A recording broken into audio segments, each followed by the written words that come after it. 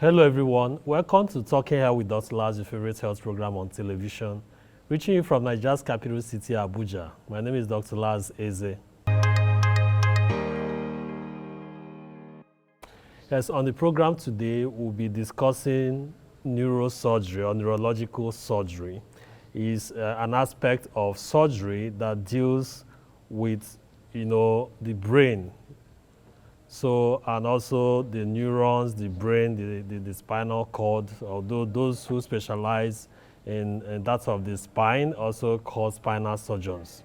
So with me on the program to discuss this is a professor of neurosurgery at the Nnamdi Azikiwe University Teaching Hospital, Nnewi, Professor Jude-Kennedy Emejulu. He's also the president of Nigerian Academy of Neurological Surgeons. He's someone that's very much experienced with over 15 years experience as a consultant neurosurgeon and has handled a lot of positions and done several surgeries in this regard. At this period where brain drain is a key challenge in our country, and given that specialists like neurosurgeons are in short supply in the country, I'll be discussing with him on the issues that affect the training and also the practice of neurosurgery in Nigeria. Do stay with us, we'll be right back.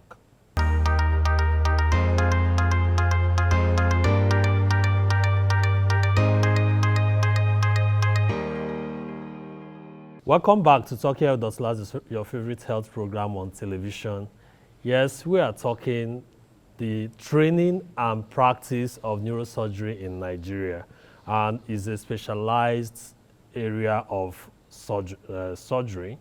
When we were in medical school those days, Ben Carson is a very popular neurosurgeon in the US who wrote a book, Gifted Hands, that got a lot of persons fascinated. Even me, I was dreaming of becoming a neurosurgeon. Before I change my mind along the line, I'm going to tell you a bit more about that later. So let's welcome Professor Jude-Kennedy Emejulu from Nnamdi Azikiwe University Teaching Hospital, Nnewi, Southeast Nigeria. You're welcome to the program, Professor Emejulu. Thank you very much, Dr. Laz. It's a pleasure to be here in your very powerful and interesting program. Thank you. Thank you very much, sir. You had your inaugural lecture recently. I watched the clips on YouTube, and the story was, quite interesting. How you pioneered the setup of the neurosurgery department in your hospital. Maybe let's start it from there. How was it, in summary, the experience and also that inaugural lecture? Yes, my inaugural lecture took place on the 19th of January 2023. It was the first for this year in my institution, Nnamdi Azikiwe University.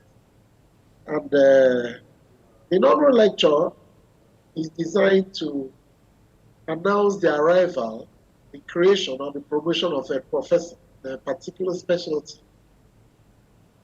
Ideally, as soon as you become promoted and pronounced a professor, you should hold your inaugural lecture. That inaugural lecture is meant to detail the path you treaded to have gotten to the pinnacle of your academic profession. It's supposed to contain all the things that happened that brought you to the point of becoming a professor. It's really not supposed to contain things after you become a professor. And that was where I zeroed it. I was a pioneer neurosurgeon in Nnamdi Azikiwe University at the Teaching Hospital, and that was in early 2006. It's some 17 years now. And it's been tough since then. Nothing good comes easy. So if you want to set up a particular specialty, like the right specialty of neurosurgery, it's not expected to be an easy cake. So you should know that you have to brace up to take up the challenge. And that's what I did. When I arrived, there was nothing on ground. Surprise, surprise, the Nigerian system. Someone goes out for training, you don't even prepare for his return. And when he returns, he don't prepare for his takeoff. So nothing was on ground until I came back. And you may be surprised that by the time I did my first surgery on 23rd of April, 2006, there was no single neurosurgical instrument on ground at our teaching hospital at today. But the purpose of being a scientist is that you should be able to use resources around you, no matter how minimal, to make the greatest impact you can in human life. A professional that cannot be resourceful probably needs a little more training. So you should be able to work with bare hands, work with nature, work with nurture to arrive at solutions for major challenges in health. So that's what I did. I used everything I could get, every possible thing. I took instruments from general surgery, pediatric surgery, orthopedic surgery. It was an emergency. And that was even before I was appointed. And we had a 3-4 hour surgery that ended up in a huge success. And I brought the young kid. She was 3.5 years then, and now she should be about 20 years. She had moved from kindergarten to secondary school to university currently. She's an undergraduate. I brought her to inaugural lecture just to show the work. So all in all, it was quite a very interesting one. And I was happy that most people who watched it online, YouTube, watched on Facebook, some used our link on Zoom. The feedbacks have been very helpful, but it was a challenging time, and I think it really made me a better surgeon today. Thank you. Thank you very much, Professor Emejulu. That was a very good one. Perhaps those who are interested could search for that on YouTube and watch a bit more about it. So let's now begin. Who is a neurosurgeon, and how has it been in Nigeria? I know when you were trained in UCH, I was a medical student, so you were one of my trainers in medical school in Ibadan. And like I was telling you before we started this show, that it was your accounts, the experience you shared with us as students that made me change my mind that I wasn't going to continue with neurosurgery. Not as if it was a negative account, but it made me understand what it takes to be a neurosurgeon. And I asked myself, okay, is it the path I would want to go through? So, and I found myself in public health much later. So who is a neurosurgeon, and what does it take for one to become a neurosurgeon in Nigeria? A neurosurgeon is a physician, is an MDCN registered, approved physician. That's a doctor that holds the Bachelor of Medicine and Bachelor of Surgery degree after training through a medical school. Then goes on after internship, somehow NYSC or exemption, gets into the residency training program. So as a resident, you would have done your NYSC. Before NYSC, you would have done your internship. Then you chose one of the 6 major specialties. There are 6 systems in the body that control the entire activities we run. The respiratory system, the digestive system, musculoskeletal system, cardiovascular system, genitourinary system, and then the nervous system. So those who choose the nervous system are either neurophysicians or neurosurgeons. So a neurosurgeon is one who is a doctor who has entered the residency training program after due qualification and decided to specialize in the nervous system, which is composed of the central nervous system and the peripheral nervous system. The central nervous system is comprised of the brain and the spinal cord. The peripheral nervous system has to do with the spinal nerves, cranial nerves, and then the autonomic, the sympathetic and parasympathetic system. So all those constitute the peripheral nervous system. But when a doctor goes into residency training, he may choose to be a surgeon, those who apply their trade and cure diseases by surgical intervention. You operate, you have access to a lesion, you take it out or destroy it there in order to restore normalcy, restore health, or restore life. So when you have to do surgical operations, is that you are a neurological surgeon or a neurosurgeon. Then Okay. when you have to treat the same problems without having to do surgical operations or treat some of the problems, then you are a neurologist. Okay. So neurologists are physicians who have majored in the arts and science of treatment of nervous system diseases without surgical intervention.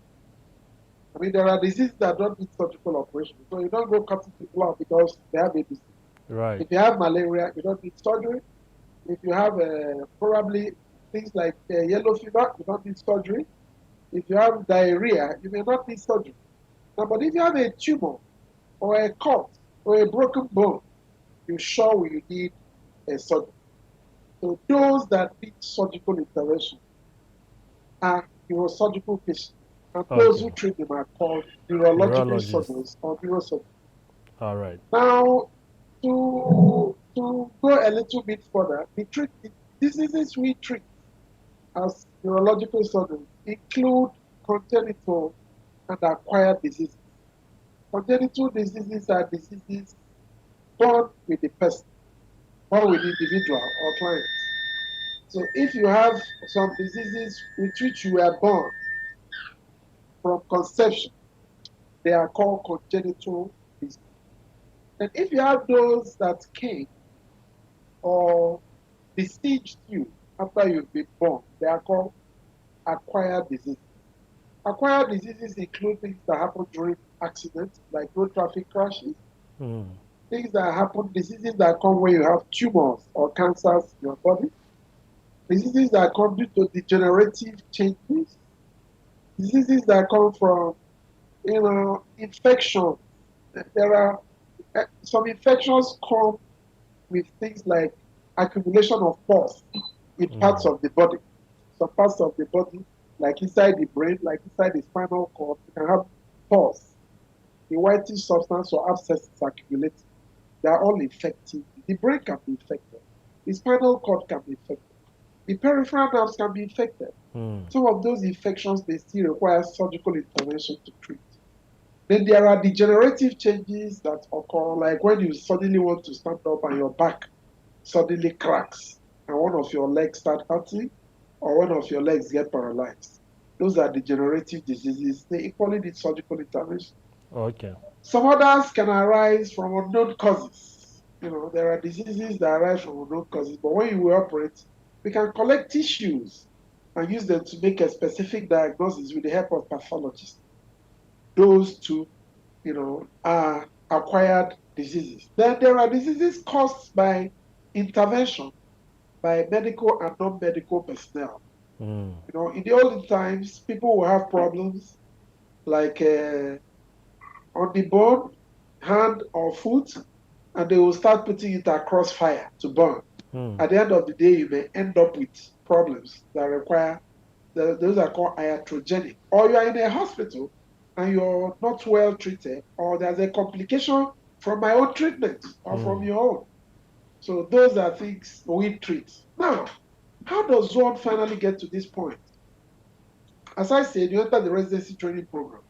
In Nigeria, you start with the general surgical trainings. There are general surgical trainings where all people who want to be surgeons, all residents will pass through the process. So we do it all together. And when we do it all together, it gets to a stage. It's divided into 3 stages: the primary fellowship, the membership, and the fellowship. So up until the membership stage, all the surgeons go together, about 36 months. After that training, you take an exam for membership. Previously, it was called Part 1 exam. When you take that exam, you now choose which of the various specialties you want to delve into. You want to go into bone, those are orthopods, orthopedic surgeons. You want to go into soft tissues, wounds, swellings, those are called plastic surgeons. You want to go into the heart, cardiothoracic surgeons. You want to go into the nervous system, those are neurosurgeons.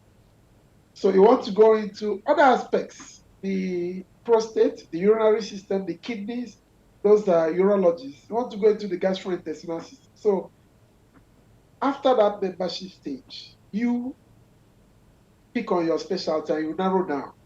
So you become like a master of one trade and a master of it, or a jack of one trade and a master, instead of a jack of all trades, a master of none.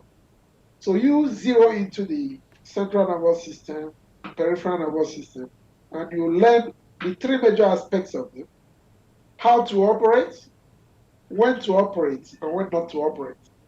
Okay. Once you do that, then you have qualified. Now, what is the nitty-gritty? In some countries, which we have made a move for in Nigeria too, it's good to get a resident who just comes on to go straight into a specialty so that I can spend more time. Let's take a break. When we return, we continue this conversation. I've been talking with the president of Nigerian Academy of Neurological Surgeons, professor of neurological surgery at the Nnamdi Azikiwe University Teaching Hospital, Nnewi, Southeast Nigeria. And we've been talking about what neurosurgery means and what it takes to be a neurosurgeon. When we return, we're going to be talking about factors, issues that are affecting the training of neurosurgeons in Nigeria and also the practice of the profession. We'll also talk about some common health conditions affecting the brain that can be done right here in Nigeria. Do stay with us, we'll be right back.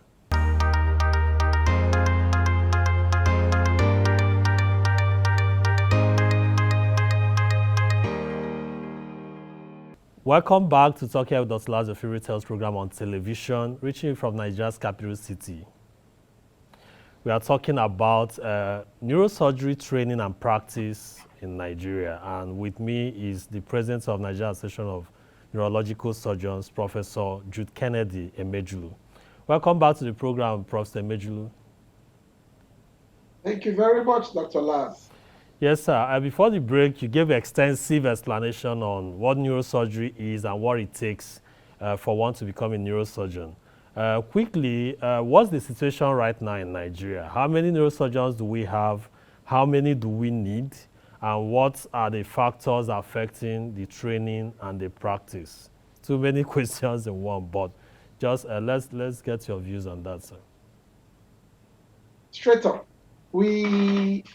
in Nigeria, we're almost 219 million people today, 219.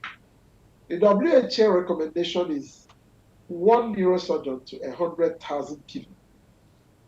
So if you split that number, that's one neurosurgeon and then 219 million. We need about 219,000 neurosurgeons, so to speak. Something in that neighborhood. And, 21,000 about 22,000 neurosurgeons we need. Sorry. Now, currently registered under our academy as neurosurgeons, because training comes from both the National Postgraduate Medical College, West African College of Surgery, both postgraduate institutions, colleges, they train neurosurgeons.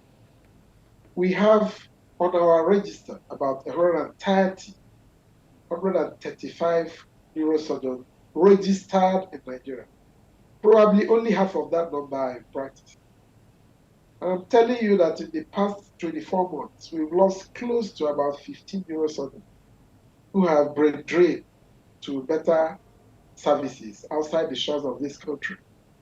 It's very painful and it's very sad, because you couldn't have spent close to 8 to 10 years of postgraduate education only for you to qualify and you'll be poached by other countries by reasons far beyond you, which will take us to the challenges we face in this country. Right. So we need about maybe 20 times the number we have now. 20 times to 20 to 30 times the number we have now for us to make any move forward. It's a daunting task. And every year, probably about 5 neurosurgeons are produced every year.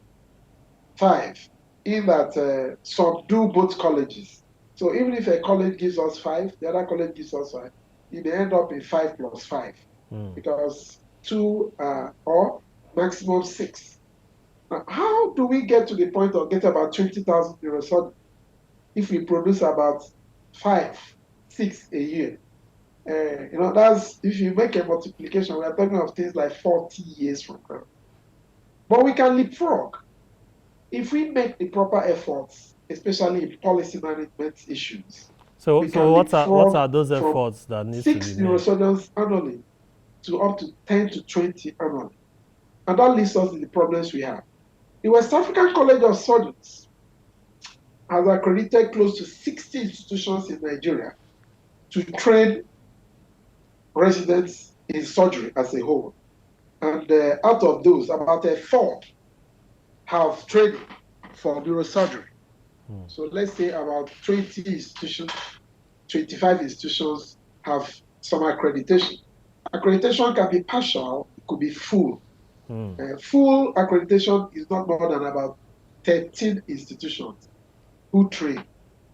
And then you have to meet the minimum benchmark before you are given accreditation to train a neurosurgeon from day one to qualification. So there are a few institutions who have met that benchmark. So what we do generally is we get partial accreditation in some institutions. And then in all zones of Nigeria, we have institutions that have neurosurgical services. I mean, about 20, 25 of them all around the country.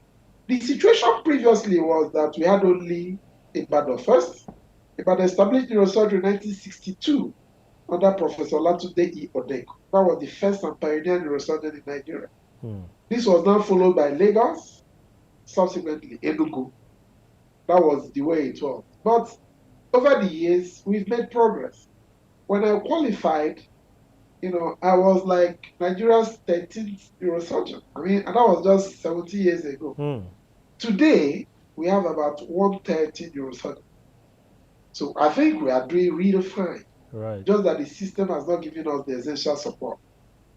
Now, when I qualified, I was a pioneer neurosurgeon in my institution, Nnamdi Azikiwe University and the Teaching Hospital. Today, I've been able, with the help of my colleagues around the country, to raise another 4, and we are 5 in one institution.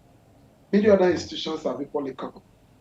Now, what are the challenges we face, both in training and practice?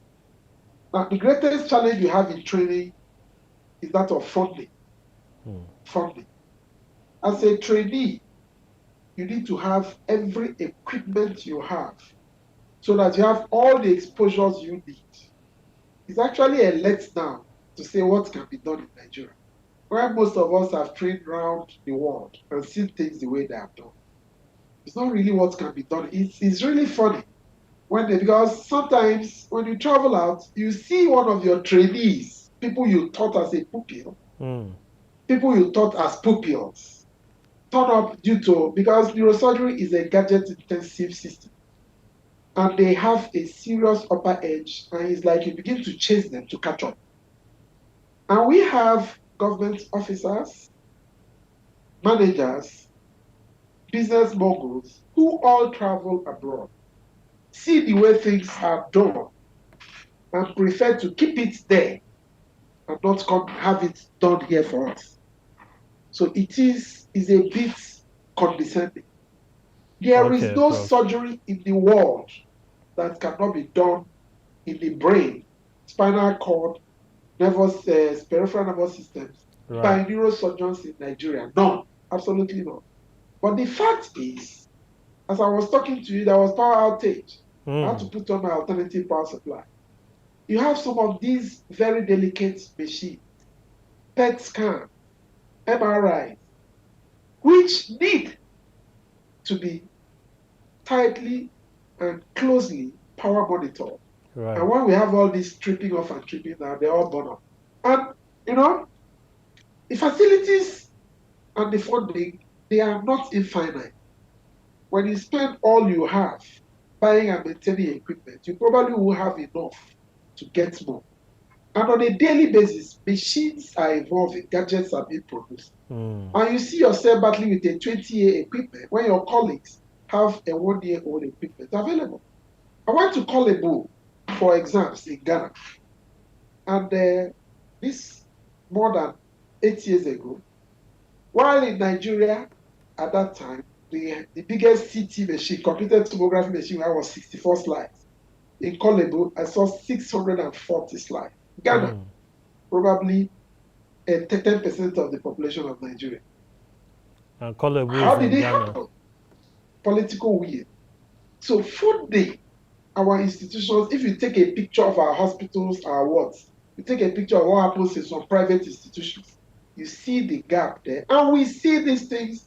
It's like we divided this nation into two, the poor and the helpless, who can manage the slum, even the slum of health institutions. And then the haves and the bourgeoisie, who can manage the real thing we meet in every other country we go. And Okay, if you go to those Prof, countries, we are going the out of indictment time. of this nation is that some of the best surgeons you get are still Nigerian. Nigerians top the scale in every Right, level. right. So we don't have machines. We have institutions that cannot provide us what we need. And that is the usual reason for the quest to keep living this country. Okay, I Prof. don't think there's anywhere we do gamma knife surgery here. I mean, I learned gamma knife, most of some of my colleagues did, even in Morocco, even in South Africa. I did in the United States. Yes, you know, professors are teachers, and if you allow them, they can speak. I wish you have more time to get the various members, but I think the message has really been passed by Professor Jude-Kennedy Emejulu. He has described what neurosurgery is about, the challenges, and went ahead to make recommendations on what we need to do. It's very exciting to know that right now we have more than 130 neurosurgeons, because when I was in med school like 16 years ago or 17 years ago, we had less than 20 in the whole country. So that's some progress, but there's still much more to do. My name is Dr. Laz Eze. See you same station, same time next week. Let's keep doing our best to make our hospital work for everyone, everywhere in the world. Bye for now.